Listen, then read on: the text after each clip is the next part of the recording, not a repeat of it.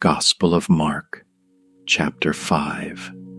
And they came over unto the other side of the sea, into the country of the Gadarenes. And when he was come out of the ship, immediately there met him out of the tombs a man with an unclean spirit, who had his dwelling among the tombs. And no man could bind him, no, not with chains, because that he had been often bound with fetters and chains, and the chains had been plucked asunder by him, and the fetters broken in pieces, neither could any man tame him. And always, night and day, he was in the mountains and in the tombs, crying and cutting himself with stones. But when he saw Jesus afar off, he ran and worshipped him, and cried with a loud voice, and said, What have I to do with thee, Jesus, thou Son of the Most High God? I adjure thee by God, that thou torment me not. For he said unto him, Come out of the man, thou unclean spirit. And he asked him, What is thy name? And he answered, saying, My name is Legion, for we are many. And he besought him much that he would not send them away out of the country.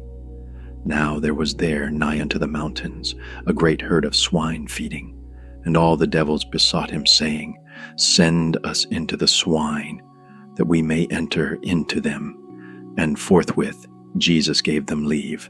And the unclean spirits went out, and entered into the swine. And the herd ran violently down a steep place into the sea. They were about 2,000, and were choked in the sea. And they that fed the swine fled, and told it in the city and in the country. And they went out to see what it was that was done. And they come to Jesus, and see him that was possessed with the devil, and had the legion, sitting and clothed, and in his right mind. And they were afraid. And they that saw it told them how it befell to him that was possessed with the devil, and also concerning the swine. And they began to pray him to depart out of their coasts. And when he was come into the ship, he that had been possessed with the devil prayed him that he might be with him.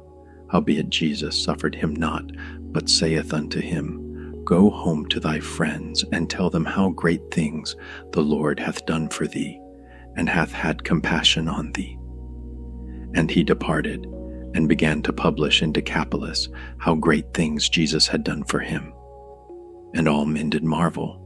And when Jesus was passed over again by ship unto the other side, much people gathered unto him.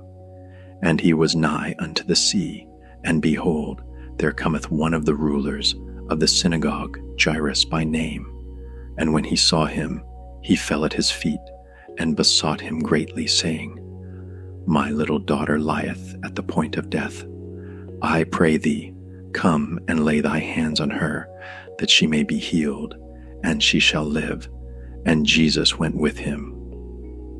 And much people followed him, and thronged him.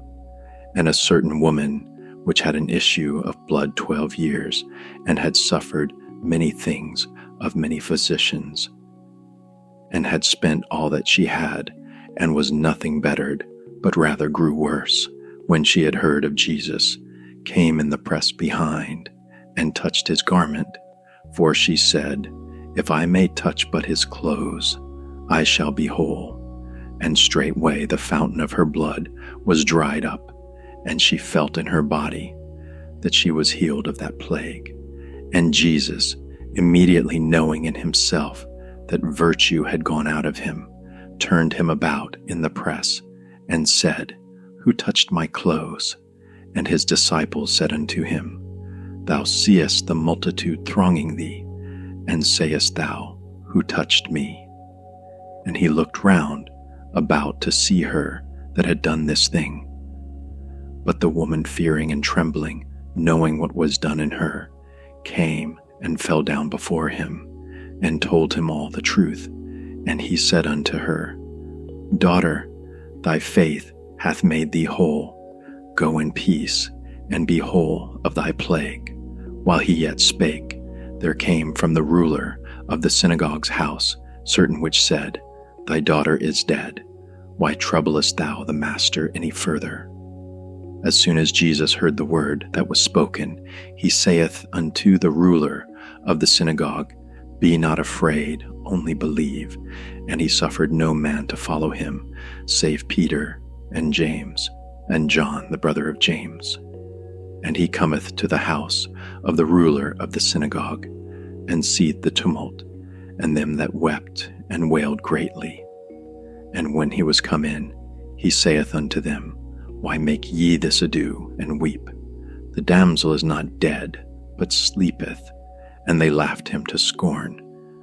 But when he had put them all out, he taketh the father and the mother of the damsel, and them that were with him, and entereth in where the damsel was lying.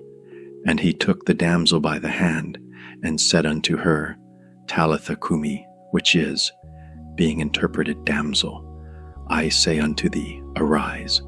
And straightway the damsel arose and walked, for she was of the age of 12 years.